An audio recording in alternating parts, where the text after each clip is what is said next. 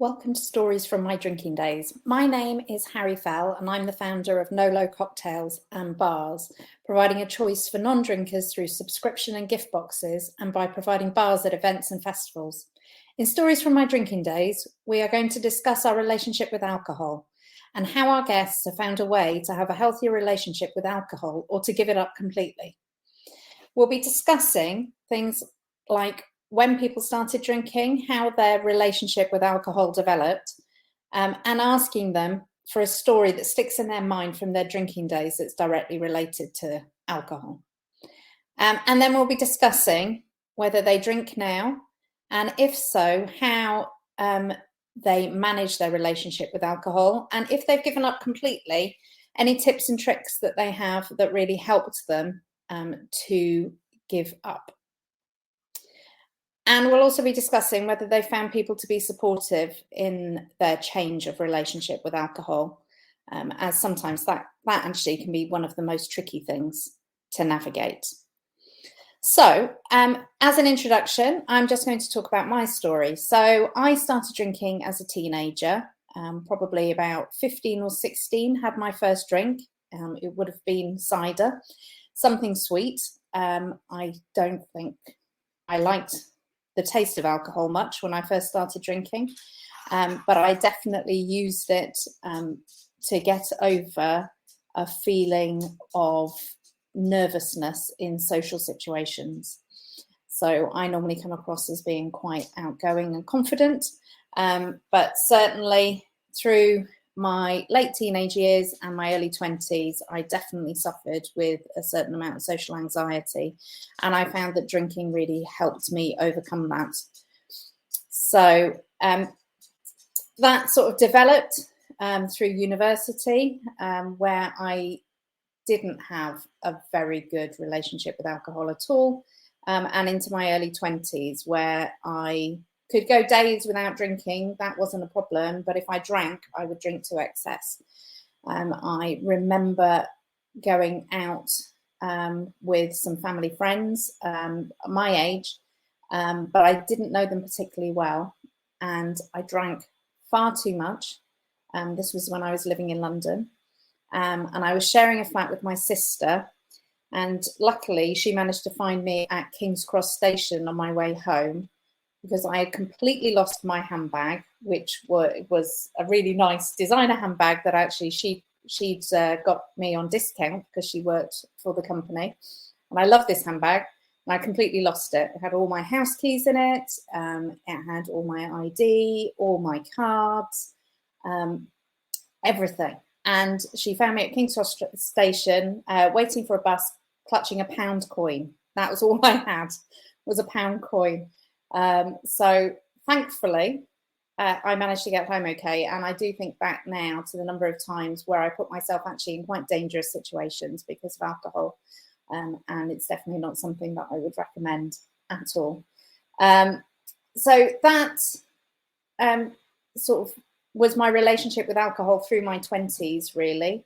And I guess as I became more confident in those social situations, I didn't drink quite as much. And then I had children, and not drinking through pregnancy was absolutely fine. And so that was in my 30s.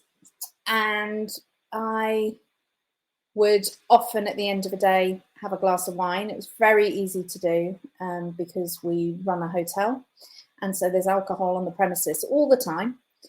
And so if you fancied a drink, you could easily, as the owners, just take a bottle of wine home, and we would do that quite a lot. So what I realised was that whilst I could go for quite a while without drinking, if I opened that bottle of wine, I was going to finish that bottle of wine.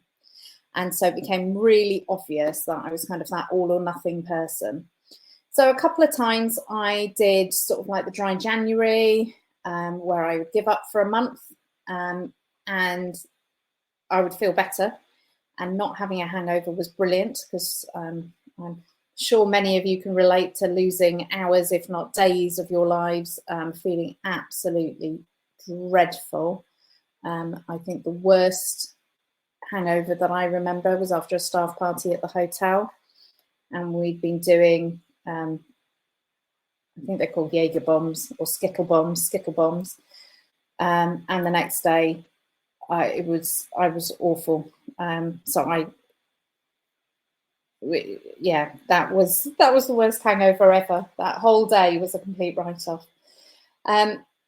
So having given up for short periods of time, I then, just over 4 years ago now, decided to have another break from alcohol. So initially I thought I would give up for a month. I thought my liver needed a bit of a rest, and I decided to give up for a month. So it was my cousin's wedding in the April. I went to the wedding, drank at the wedding, not to excess. I had children, so I became a lot more sensible after I had kids. So generally did not get drunk, but had, some drinks at the wedding, and then decided that I was going to give my liver a much needed rest.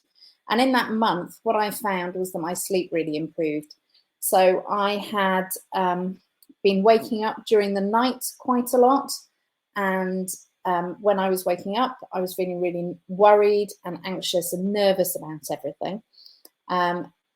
Not that I had anything particularly to be nervous or anxious about, but just whatever was on my mind would be exaggerated quite a lot. And during that month where I decided to give my liver a break, I started sleeping much better. And I wasn't waking up feeling anxious. And so I decided that I would try to do it for a year. Now, a lot of my friends couldn't quite believe that I was giving up alcohol, because I was, I guess, known for drinking quite a lot, and also being the person that poured everybody else's drinks to make sure that they were drinking quite a lot with me. So giving up alcohol was, I think, a bit of a shock to everybody that was used to going drinking with me. But I decided to do the year, and within that year, I just became a non-drinker. It didn't really enter my head to have a drink after a while. And what I would do if I wanted a drink would be that I would have an alternative. I would have an alcohol-free version. So just over 4 years ago, in April 2019, there weren't a huge selection of drinks like there are now. So it would often be a seed lip and tonic if I fancied a gin and tonic, or a glass of Prosecco if I wanted some sort of wine alternative. And that was enough to make it easy for me to give up. So during that year, I just became a non-drinker, and I haven't drunk since. And I'm really grateful that I gave up before the pandemic, because owning a hospitality business during the pandemic was actually very stressful. And I think if I'd been drinking, I could have ended up with an actual alcohol problem by the end of that sort of first lockdown, especially because we moved into the hotel for security reasons at the hotel, and just to make sure that everything was up and together, and because we had animals there. So we had really easy access to a lot of booze. And I think that I would have ended up with, well, I certainly would have ended up drinking a lot more than I should have. So I'm very grateful that I gave up beforehand. And I think what I've realized is that I really am an all or nothing person. So if I go back to drinking alcohol, I don't think I would be able to moderate. I know some people that moderate brilliantly, and that's absolutely fantastic. But I think when you are looking at a relationship with alcohol, you need to first of all be really honest with yourselves about what you're like. So I know that I can't just have one glass of wine. I know if I open the bottle will be gone. And actually that's still, to a certain extent, although lesser now, with non-alcoholic wine. So if I open, I quite like Naughty sparkling Chardonnay. If I open a bottle of that, often I will drink it in the evening. Or I quite like the sparkling rosé from Kylie Minogue. That's nice as well. That's really quaffable. And again, if I open that will be gone in an evening. But it doesn't matter because there's no alcohol in it. So, that I'm not going to have a hangover the next day. So I think that's obviously for me much, much better.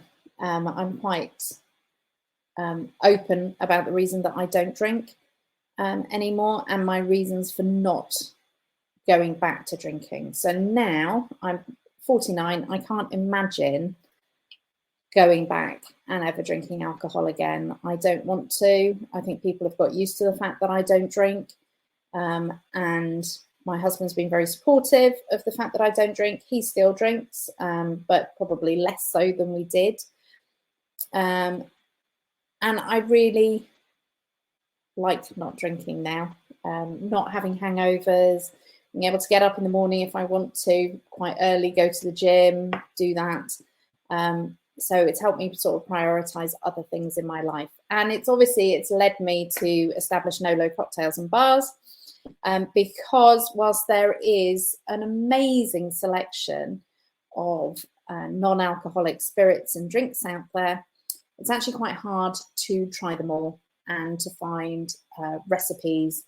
And so I started a subscription and gift box service, NoLo Cocktails.